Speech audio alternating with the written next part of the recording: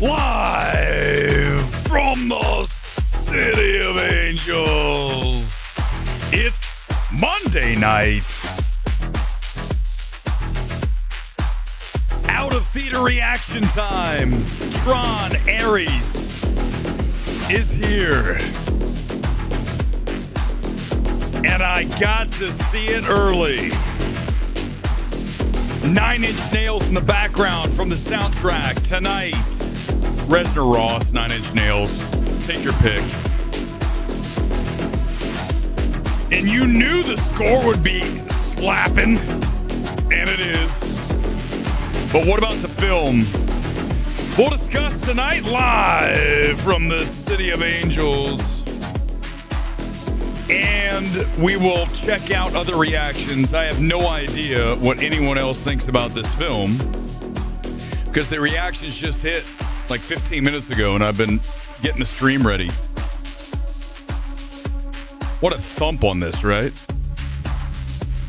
For my money, right, Reznor Ross, you can't really beat that combination when it comes to scores. Social Network, the masterpiece that it is, because one of the big reasons is that score. Let's get to it here on this Monday night, and here is my reaction straight from IMAX. Burbank 16. And you can see my face is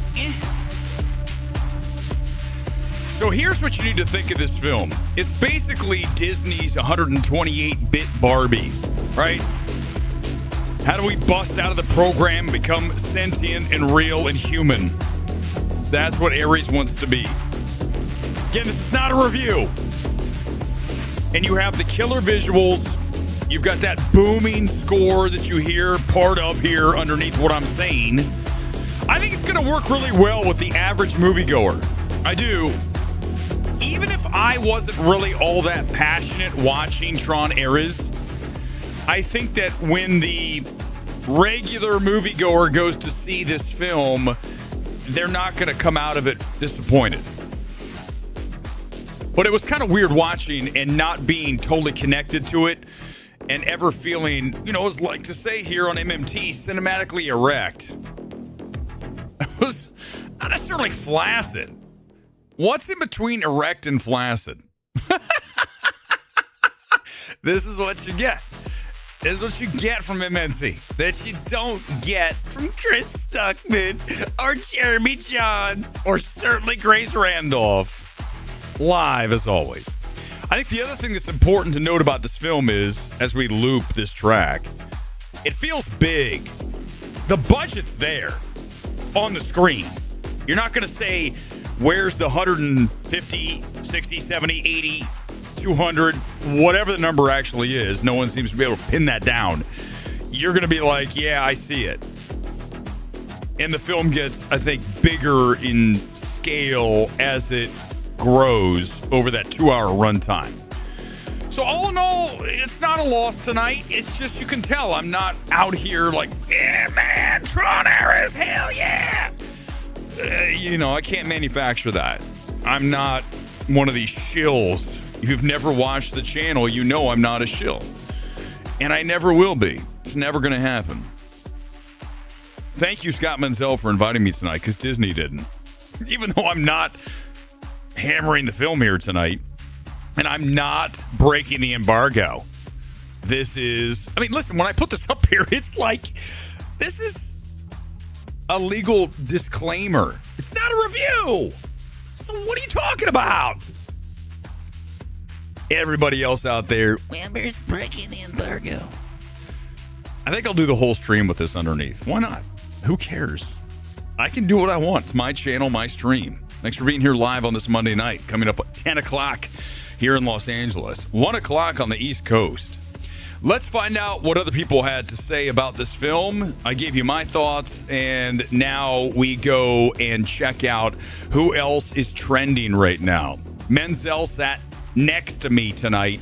He says it's an audiovisual spectacle, a film that was made to be experienced in IMAX 3D.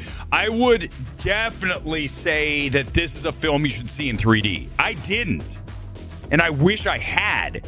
It wasn't an option tonight, only IMAX. This is a film that will benefit from 3D. I go back and look at Fantastic Four, a film I said the same thing about with that.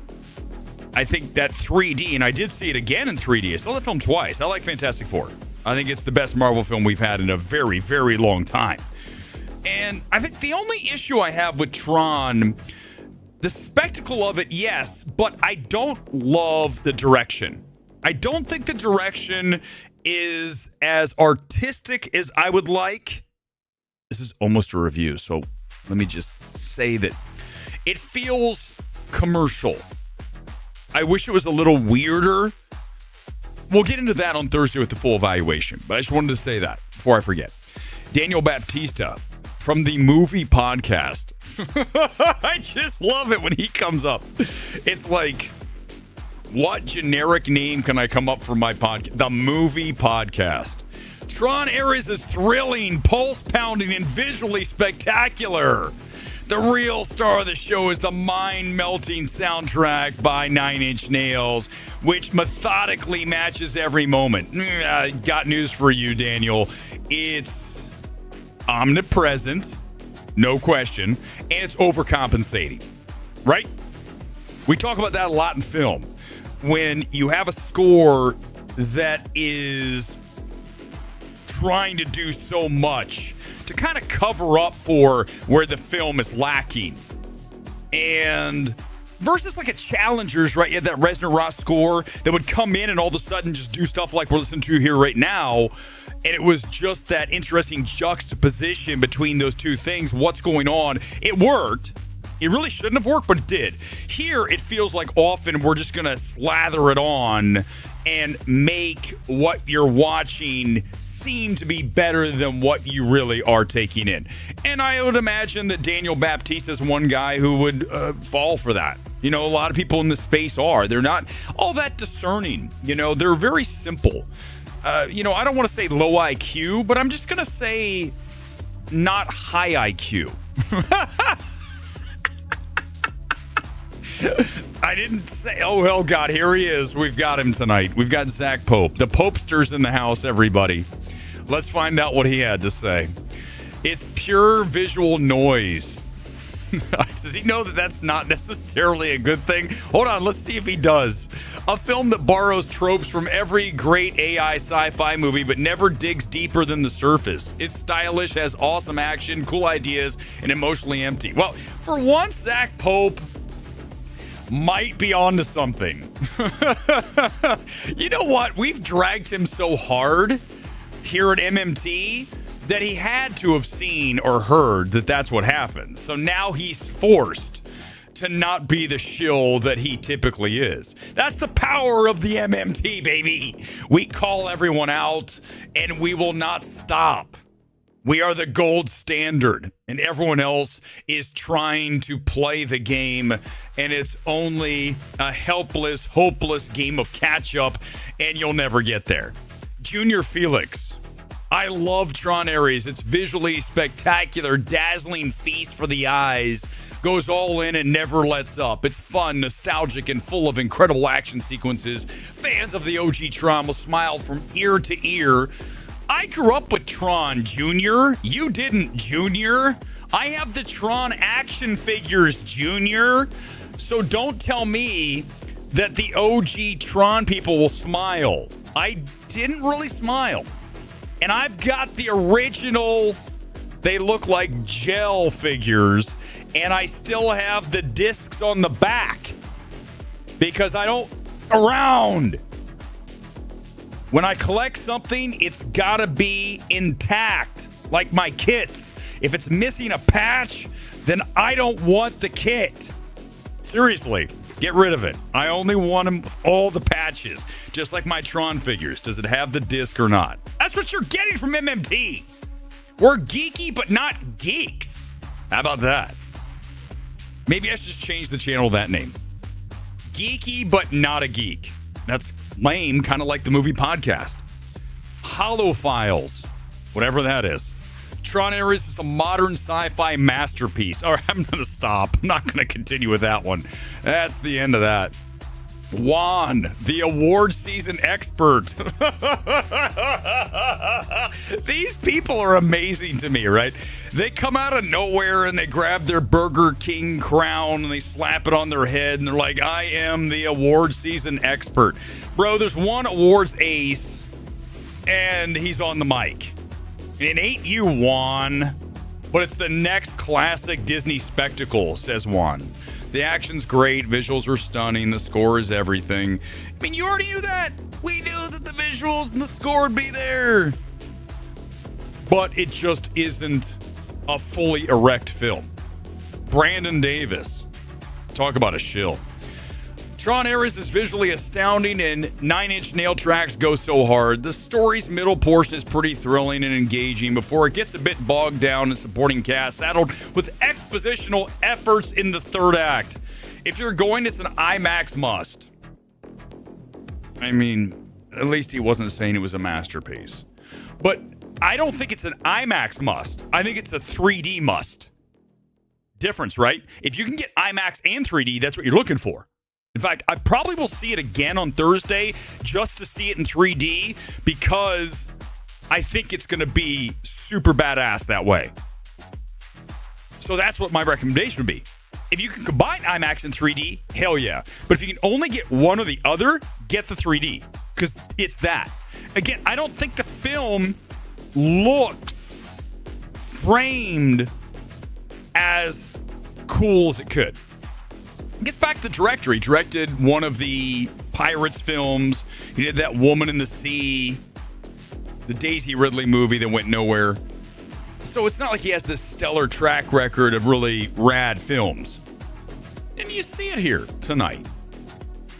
Brandon Norwood says it's a letdown. The script's weak. I don't think it's a letdown. I don't think it's a great film. But again, listen, man, the average moviegoer is a McDonald's consumer, and this film will work for them. I didn't hate watching it, but again, you're not going to come out of this going, oh, yeah, man, Tron ARES, a sci-fi masterpiece. Grace Randolph, Tron checks all the boxes. It needs to, and even a few more. This is can you guys see how she wrote this? What's going on with this? This is a weirdly written. Did she hit a space when she didn't mean to? Was she rushing? She saw this morning. Did she have time to get this, organized properly? It's not well. It just doesn't look pretty. It's late. I'm running out of things to say at this point. I'll finish reading what she has to say. I strongly recommend it in 3D. Okay, hey, let's give Grace some credit. I just said that without knowing what she said, so she's on track here. Otherwise, you'll be distracted for most of the movie thinking, damn, I should have seen this in 3D. And I would agree. This is the best thing that Grace Randolph has ever said. Ladies and gentlemen, we have a winner for the most on point that Grace Randolph has ever raised about anything to come out of Hollywood. The fact that you want to watch this in 3D. And there they are at the premiere tonight. Reznor Ross looking very 9-inch naily. How about that?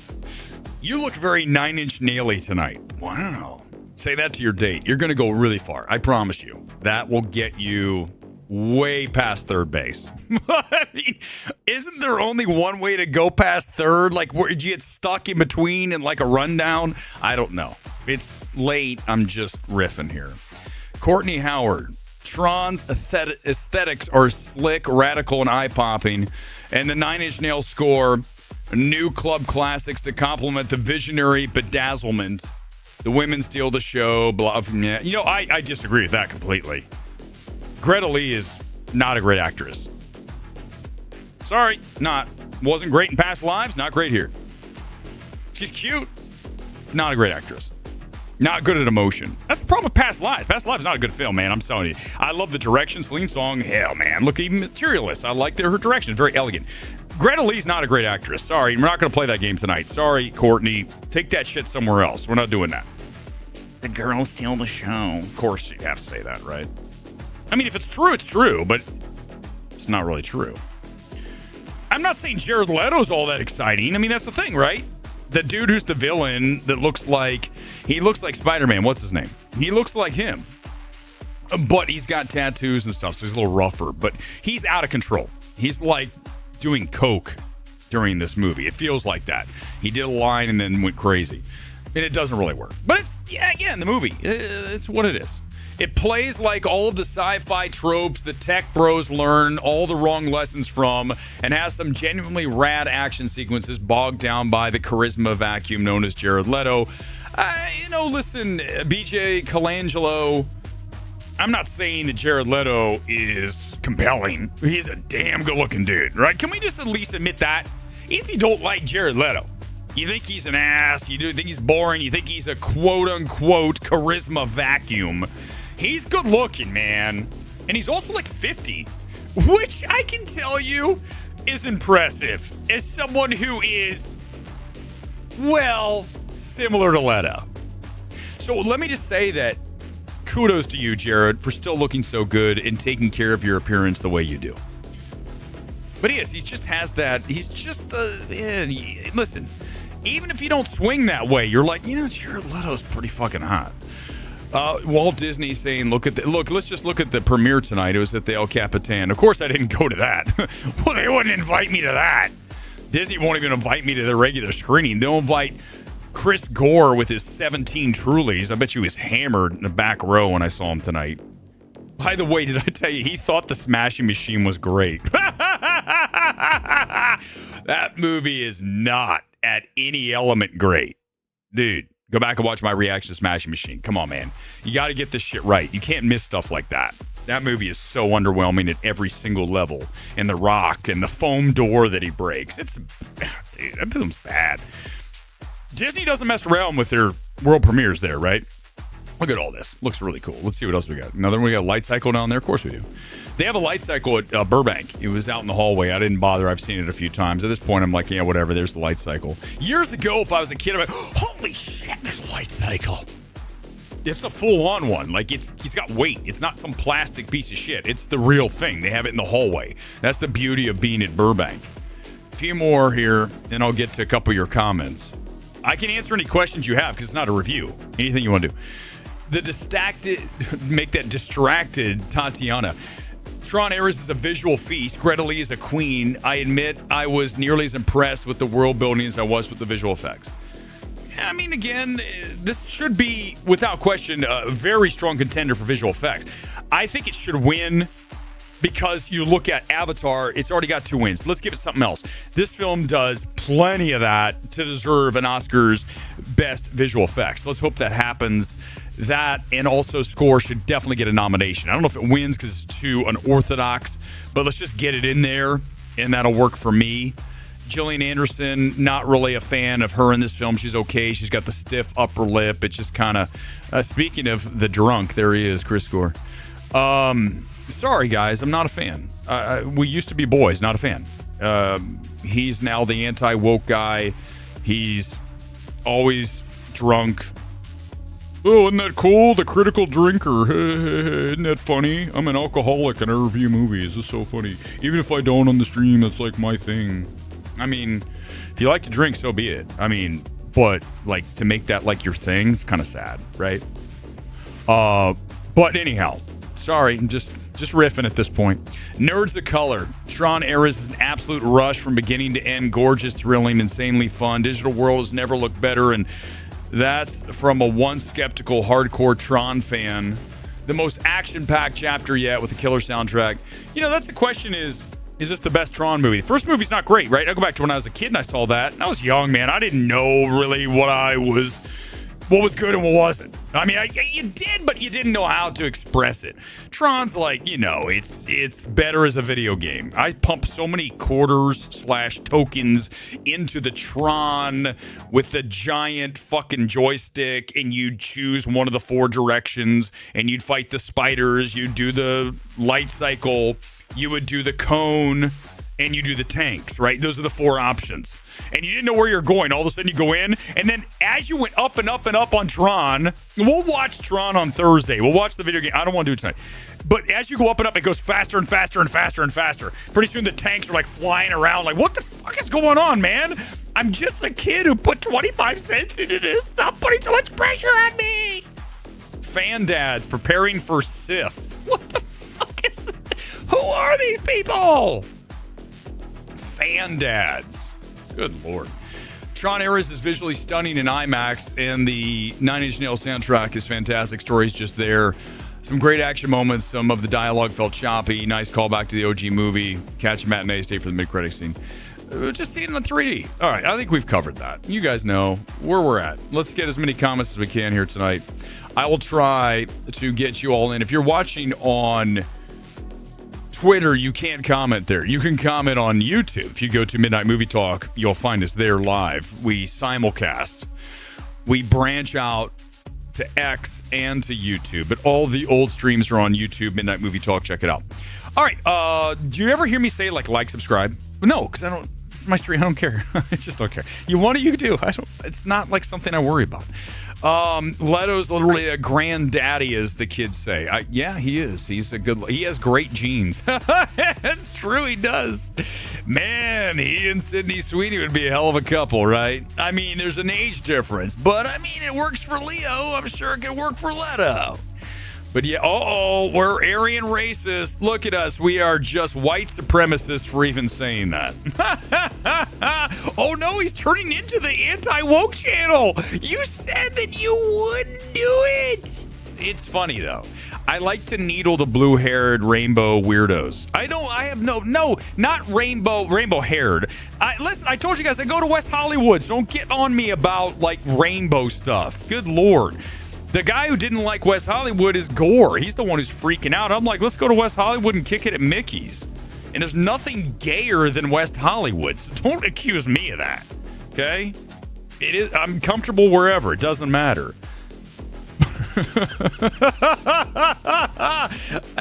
Okay, fine. I'll do a couple.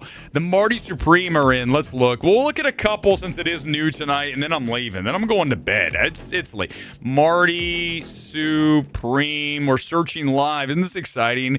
Should I still play the Tron music? You guys give me a thumbs up or down. Should I or should I not? At this point, the stream is completely demonetized. They're like, bro, you can't keep looping that Nine Inch Nails track. This whole thing will disappear probably. Because what happens is, you guys know, whenever you play something that is copyrighted, sometimes they can go, oh, you can't do that. We cannot allow this to exist.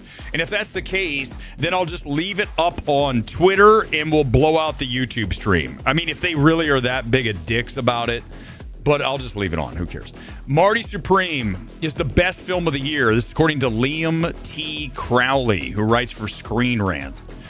Like, oh my God, all the signature safety manic energy perfectly infused with the generational charisma of the prince who was promised. Chalamet's Cody Rhodes WrestleMania 48 performance. Okay, I do like Cody Rhodes. I love major motion pictures. All right.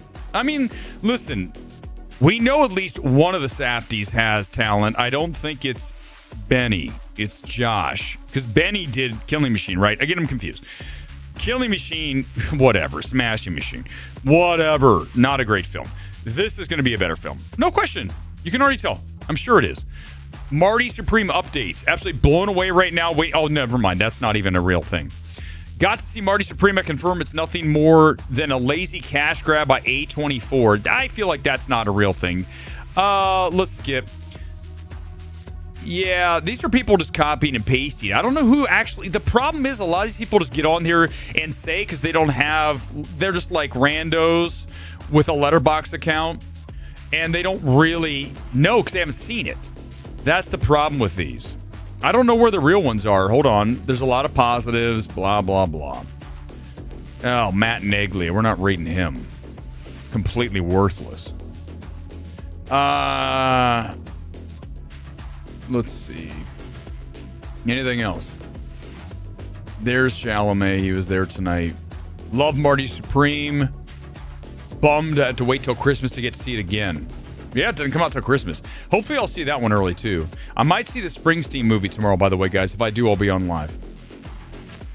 I'm hoping. Yeah, we'll find out. I don't want to read anything else about Marty Supreme. We did enough stuff tonight. That's it. I can't listen to that Nine Inch Nails song anymore. I can't. That was like looped for literally 25 minutes. I can't. That was fun. I enjoyed it. In the film, you'll love that track. It comes in, but again, you're just not going to be fully erect. You're just not. You're not going to have that full erection, Cialis, Viagra. It's not going to be there. You're just going to have a semi-limp experience with Tron. I feel like Disney's not going to be happy. They're like, this is a review. What, dude? Me saying that you're not going to be fully erect is not a review. What are you talking about? What are we doing here? Come on. Let's not be that way, Disney. Be cool, man. I'm not trashing your movie. So don't come in here and tell me I'm doing things wrong. And maybe I'll get blown out of the Springsteen thing tomorrow because I'm doing this. Whatever. You know, guys, I'm not doing anything wrong or bad. I'm just talking about your movie that I think is solid. I think people generally like this film. They're just not going to talk about it much down the road. You know, kind of like you go back and you look at Tron Legacy. Same kind of thing. $1 million question last night. Why did did Disney not re-release Tron Legacy ahead? Good question, Luis. I mean, that would be a smart move to put that out a week before to generate interest. I feel like studios drop the ball often on that, where there's an opportunity to get people excited about what's coming soon, like the sequel that you haven't had in, 10 plus years? What year was Tron ARES or Tron Legacy? Was that like 08? Something like that? 9? I don't think it was 10. Whatever. It's been at least 10 to 15 years minimum, okay? So, yeah, exactly. Remind people what this film is, and then they go, okay, you saw that happen with Way of Water. They re-released it this weekend. It didn't do well. Thank God. Listen, man, I want to see Avatar, Fire and Ash get shredded, burnt, gone, burn the bridge. It's done. We're not ever doing another Avatar. So, good. A good sign this weekend that I almost said blood and honey. That's how much I think of the Avatar movies. I just think of random, like, bad horror films. Winnie the Pooh, Blood and Honey. Fire and Ash, Way of Water, all of it's garbage. I can't stand Avatar. It's just Viewmaster crap. And I don't want to see another one. So let's hope that film goes down. All right, any other comments before I get out of here? You get 30 minutes tonight. Not a second more. That gives you literally, right now, you have 2.5 minutes to get in with a comment, and I'm getting out of here. Let's see what I have. Comment blast, closeout. There it is. It's time now. You have exactly 2 minutes and 20 seconds to get as many comments in as possible. I believe that Jason Chalamet is on a really solid career trajectory. This is where you know I'm completely lost. I can't even read Timothy. He's improving film by film. I believe he's capable of Oscar nominations now. However, I feel a few films from a win. His best performance is as Dylan last winter, and a film that I really liked. It was one of our top films of 2024, A Complete Unknown. So I think that, again, here, the only issue I have with Chalamet, and I still see it, and I see it in the trailer here, he rushes. He says things quickly sometimes, almost like he's nervous, right? It's like if I did the stream, you'd be like, dude, okay, just, yeah. And I know I get hyped sometimes, but it's like, still slow down just a little bit. I would say Chalamet just needs to put the brakes on slightly. And at sometimes, I would say he needs to speed himself up. You look at Wonka, film that he's just not quite right for that. He's not weird enough. So I like Chalamet. I don't think he's a bad actor. I still think there's room for growth, like you're saying here. And I think this might be the time for him when it comes to a year where the best performance I've seen is Daniel Day-Lewis in Anemone, film that I like a lot. Okay, go see Anemone. If I can bring one thing through to you right now as we get ready to wrap here on MMT, is go see and support Anemone, because it is a very cool artistic, and that score, it's really cinema. And that's what we want to point you towards. Granted, you want to go see Tron? Go for it. I don't think you're going to hate it. Again, you're just not going to come out and say, oh, wow, this is... But do see it in 3D. That's the takeaway tonight. And we will talk about this film and I'll break it fully down in the MMT evaluation when it's legal on Thursday, opening night. I'll see it again in 3D. I'll tell you what I think about the film in 3D. But for tonight, thanks for being here. Always a pleasure. Out of nowhere, didn't know we'd do a stream. We did. 30 minutes, that's all you get. Peace out. Live from LA. MMT is off the air.